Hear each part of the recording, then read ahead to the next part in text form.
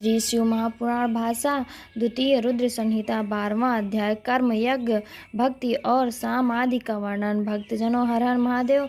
नारद जी कहते हैं, हे ब्रह्मा जी, इसी बात को अच्छी तरह से फिर कहिए।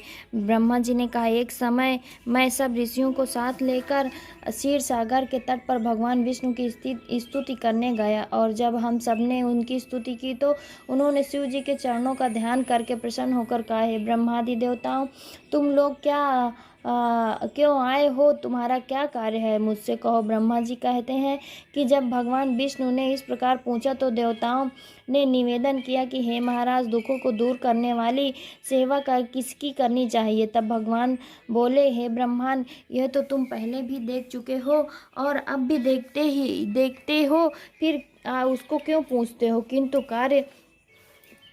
किंतु कार्य में तत्पर तुम्हारे और देवताओं के लिए फिर कहता हूँ, सुनो। भगवान शंकर ही सब दुखों को दूर करता और परम सेव्य हैं। मेरी और विशेषकर ब्रह्मा जी की भी यही सम्मति थी। सुख चाहने वालों को कभी भी शिव जी की पूजा नहीं छोड़नी चाहिए। देवाधिदेव महेश्वर की लिंग पूजा को त्यागने से ही तो तार के पुत्र भी अपने बंधुओं सहित नाश को प्राप्त हुए। इस कारण लिंग मूर्तिधारी को सदैव पूजा करना चाहिए। शिव जी की पूजा से ही हम, तुम और सभी देवता श्रेष्ठ हुए। फिर आप इस बात को कैसे भूल जाते हैं? जैसे भी हो, लिंग की पूजा करें। सकाम शिवार्चन करना ही योग्य है। वही बड़ी हानि और महाछिद्र, वही अंधता और मुग्धता है। जिस मुहूर्त से क्षण में शिवार्चन नहीं होता, शिव जी का भक्त कभी दुखी नहीं होता। मनुष्य को संसार के सारे सुख तो शिव जी की पूजा से प्राप्त होते ही हैं, अपितु मुक्ति भी प्राप्त हो जाती है। ब्रह्मा जी कहते हैं कि जब इस प्रकार विष्णु भगवान ने कहा तो देवताओं ने उन हरि को प्रणाम किया और सब कर्मों की सिद्धि के लिए लिंग की प्रार्थना की।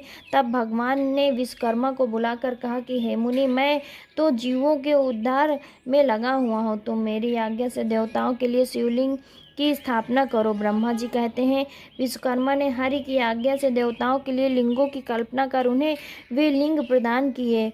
पद्मराग मणि का लिंग इंद्र को, स्वर्ण का कुबेर को, पीत मणि का धर्मराज को, श्याम वर्ण का वरुण को, इंद्रनील मणि का विष्णु को, और स्वर्णमय लिंग ब्रह्मा जी को, और चांदी का विश्वेश देवा और वस्तुओं को बनाकर दिया। पीतल का अश्विनी कुमारों को, स्फटिक का लक्ष्मी को, तांबे का आदित्यों को, और मोती का चंद्रमा को, और वज्रलिंग ब्राह्मणों को दिया। फिर ब्राह्मण की स्त्रियों को मिट्टी का, नागों को चंदन का, मक्खन का देवी को भस्म का, योगी को दधि का, यक्षों को लिंग दिया और मिट्टी का छाया को दिया।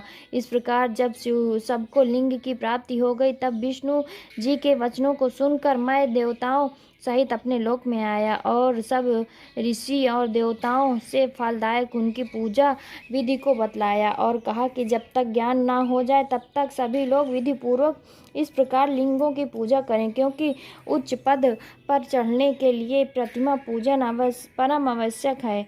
निर्गुण की प्राप्ति के लिए प्रतिमा पूजन ही उसका आश्रय है। इससे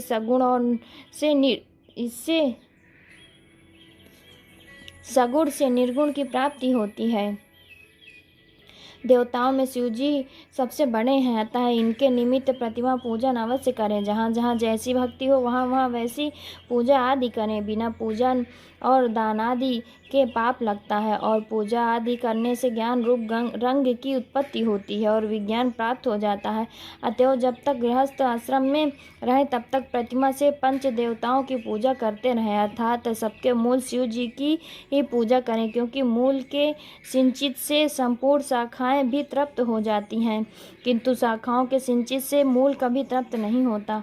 विद्वानों को थोड़े में ही ये जान लेना चाहिए कि शिव जी की पूजा करने से सब देवताओं की पूजा हो जाती है। इसलिए सब काम और फलों की प्राप्ति के लिए लोक के कल्याणकारी और सब प्राणियों के हित में तत्पर शिव जी की पूजा करें। इति श्री शिव महापुराण द्वितीय रुद्र संहिता का 12वां अध्याय समाप्त। भक्तजनों, हर हर महादेव, हर हर महादेव।